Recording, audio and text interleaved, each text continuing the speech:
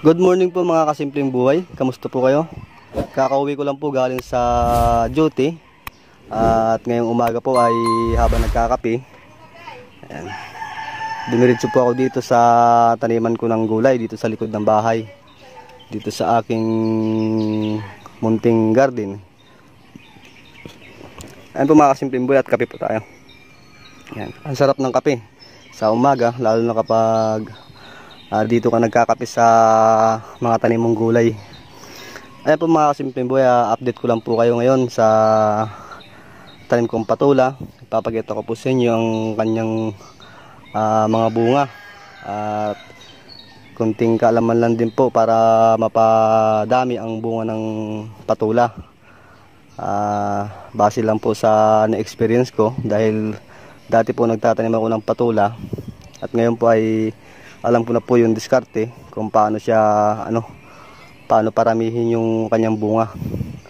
Ayan mga kasimpleng buhay, kung napapansin nyo po, ayan, napakarami po ng bunga. Ayan, halos sabay-sabay po yung kanyang laki. At meron po ditong nauna. Ayan po yung pinakamalaki. Pati yan. Ayan po yung unang bunga.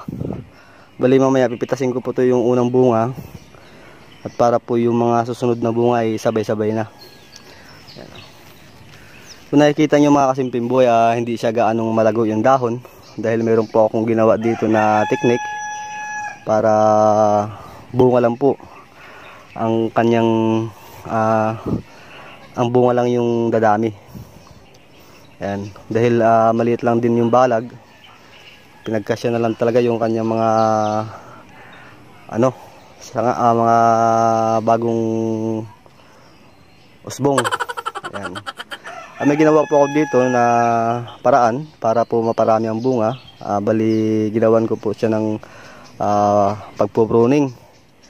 Tapos papakita ko po sa inyo kung paano ko pinutol yung mga dulo, yung mga usbong. Yan, sa mga old na sanga, old na po na gumagapang. Ayun lang po yung tatanggalin. Ayun po mga kasimpleng buhay, at papakita ko po sa inyo.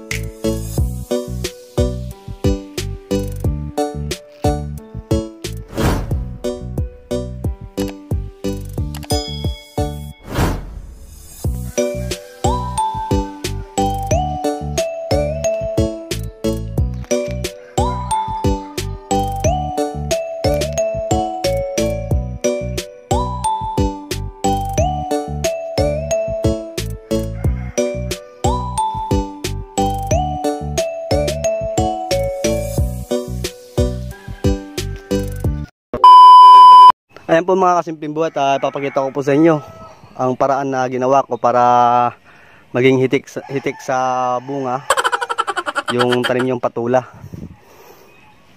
Based lang po ito sa aking na-experience sa pagtatanim ng patula. Ayan, ngayon po ay in-apply ko yung diskarte. Tama naman po yung ganun diskarte. Kahit sa patula, sa upo, sa kalabasa, ganoon din po pala yung diskarte nun. Ayan mga kasimpleng buhay, napakarami po siyang bunga. Ayan. Halos sabay-sabay. Meron na naman pong panlaga, pang ulam. Ayan. Ayan po mga kasimpleng buhay, kailangan din tama yung pag-apply ng fertilizer para gumanda rin po yung kanyang tubo, ang kanyang pagbunga, at para may sustansya din silang nakukuha sa lupa. Ayan. Sa ilalim po niyan mga kasimpleng buhay ay tanglad. Ayan, medyo malalago na rin sila. Ito po pala yung tanglad ay pinupruning din pala to. Inaalisan ng mga dahon na sa gilid. Tapos pinuputulan yung ibabaw. Ayun mga kasimpleng buhay, at sisimulan ko na po at papakita ko po sa inyo kung ano yung ginawa ko para maparami po yung bunga. Simple lang po yung ginawa ko dito. Ayan, meron po ako ditong dalang gunting. Ayan. May tinatawag na toppings. Aalisin lang po natin mga kasimpleng buhay yung pinakadulo, yung usbong. Ayan o. Kung makikita mo po, meron po mga bunga dyan. Ayan o. Ito. Ayan.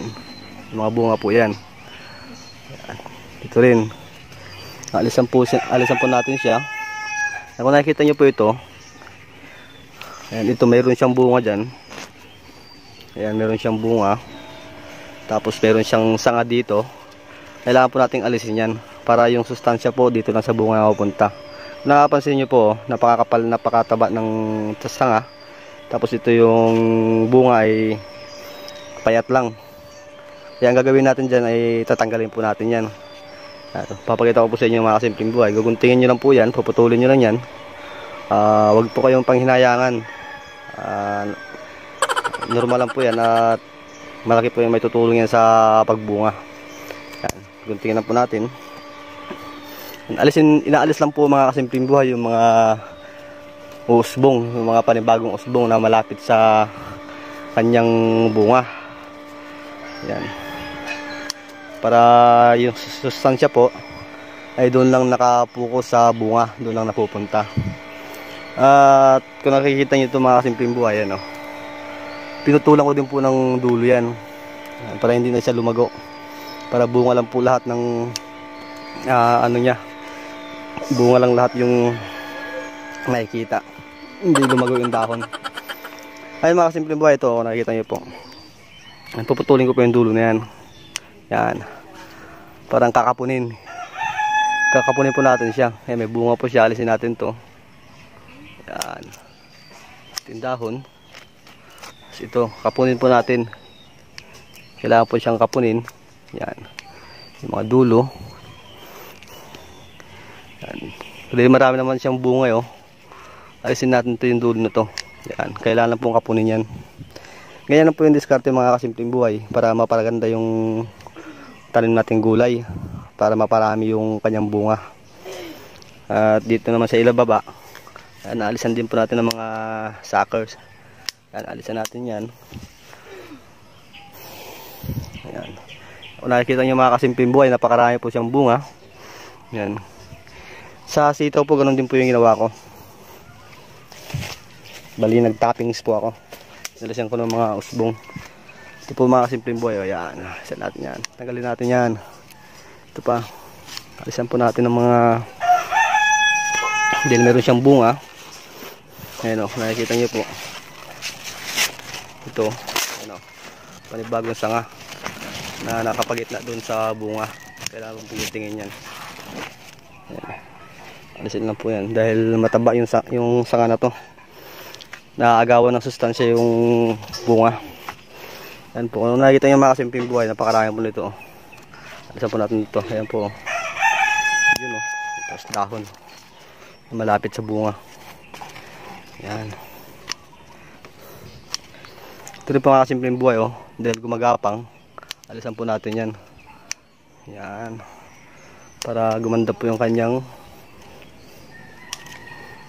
bunga. Ayan po mga kasimpleng buhay, napakarami po ng bunga. Ayan. Okay.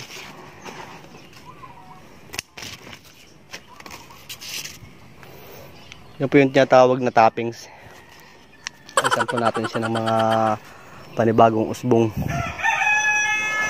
May mga bunga dito. Kailangan lang po natin isa rin sa paraan para mapatuwid yung bunga ng patula. Kailangan po nakalaylay siya, nakasabit. Tulad po nito, oh. Ayan. May bunga po siya. Ay nga ba? Hindi. Ayan. Kailangan pong ilaylay. Palaylay siya para hindi siya nangulubot. Ayan po. May sitaw. Marami na naman pong bunga yung sitaw. Kung nakita nyo yung sitaw mga kasimpleng buhay, pinutulan ko po yan. Ito po. Ito po natin ang dahon yan. Yan. Parang pinaka-pruning na rin. Ayan mga kasimpleng buhay, sana ay magustuhan nyo po yung video kong ito. At kung nakikita nyo po yung mga bunga, at nakakatuwa po talaga. At napakasarap sa pakiramdam na makita mo yung mga tanim mo na maraming bunga at malusog. Tulad po yan mga kasimpleng buhay, oh. Yan, pumipilipit po yan kapag hindi na ipalaylay ng maigi. Yung iba po ay sinasabitan po ng mabigat yan para matuwid. Yan, oh. Ayan po mga kasimpleng buhay at maraming bunga.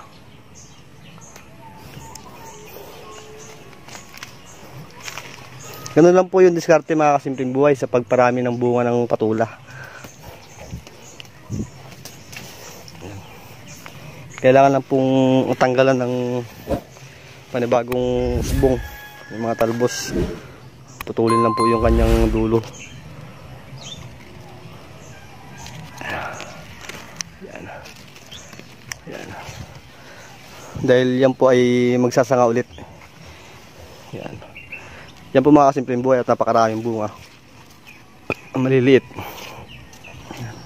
Balik kukunin ko po yung mga naunang bunga na yon at dalagain ko po mamaya. Naalisan ko lang po ng dahon para mapuruning na rin siya. Sa tangkay, mga suckers, dahil yan ay isa sa nagpapabagal. Ayan. Ngayon lang po yung pag-aalaga ng halaman. Kailangan lang din pong pasiran araw-araw para hindi magtampo. Ngayon lang po yung pag-aalaga ng gulay. Kailangan natin ng atensyon. Kailangan nila ng atensyon. Napakaganda po. Ayan, oh. Napakaraming bunga. At ayan po mga kasimpleng buhay, hanggang dito lang po muna yung aking video. At in-update ko lang po kayo dahil ako po ay panggabi po yung duty ko at ako inaantok na dahil magdamagan po yung duty, wala pong tulugan. Ayan, 7 to 7 po yung duty ko. At yan mga kasimpleng buhat, maraming salamat po ulit sa mga sumusuporta. Sana ay huwag po kayong magsawang suportahan pa yung aking YouTube channel. At asahan nyo po na meron pa po akong mga content na may upload at para mapanood nyo rin tungkol po dito sa mga pagtatanim ng gulay. Meron din po akong gagawin sa sunod na try ko po magtanim ng ubas dito. Ubas, mga ilang puno lang po. Tapos kamuting may laman. Tapos sa sunod na season, kapag yung panahon na ng pitsay, tatry ko din po yung pitsay. At doon naman po yung tanim kong mga talbos kamuti dyan ay stable na yan dyan. Yan. Dahil yung talbos kamuti po ay pang matagalan po talaga yan.